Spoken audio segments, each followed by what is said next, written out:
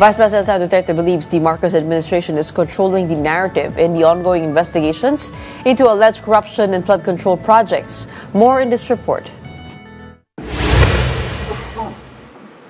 At a press conference in Zamboanga City, Vice President Sara Duterte accused the administration of being selective in its corruption probes, saying investigations tend to stop once the office of the president is implicated. Bakit specific yung pag-iimbestiga?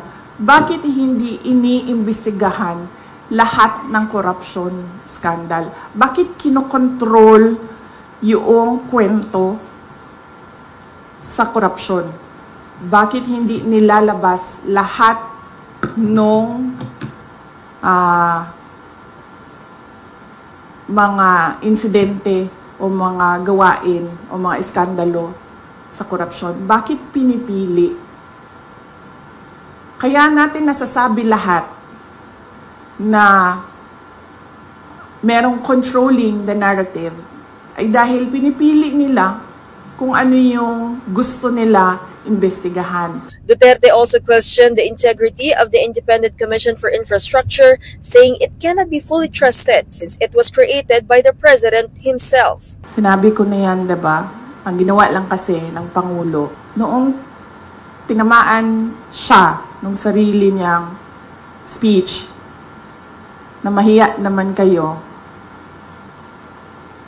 at nagalit yung mga tao, ang ginawa lang niya ay magpalit ng House Speaker at ng President ng Senate at gumawa ng ICI. Pero hanggang ngayon, wala pa rin nananagot. So on the question of integrity, definitely,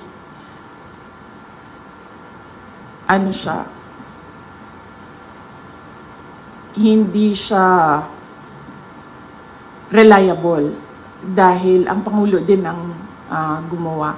The Vice President likewise hit Ombudsman Boying Remulla's decision to reopen the Formally probe, saying the same must be done for the overpriced DepEd laptops, allegedly involving a company owned by former Congressman Zaldico. Duterte claimed this kind of selective investigation fuels the continuing street protests against corruption. Despite her criticisms, she clarified that she does not support calls for President Marcos to resign. I never said Marcos resign. Ang sinabi ko, ma'am, unang-una, magpa-drug test siya. May challenge na siya galing kay Attorney Vic Rodriguez. And that is a hanging open challenge na hanggang ngayon ayaw niyang gawin. Na sinasabi ko, that is a betrayal of public trust. The Vice President also denied having control over Cavite Representative Kiko Barzaga, a known critic of the President. Hindi ko pakawala si Kiko Barzaga.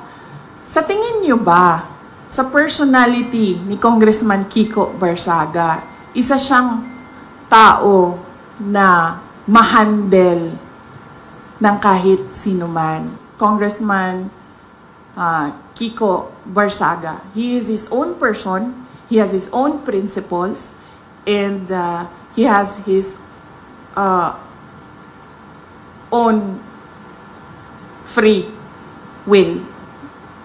And there is nothing wrong at all with what he is doing because, as I said, tayong lahat, we are covered by the freedom of speech and expression. Unfortunately, meron tayong administrasyon na hindi nila matanggap na meron talagang mga tao na number one, hindi natatakot, at number two, hindi nabibili ng pera.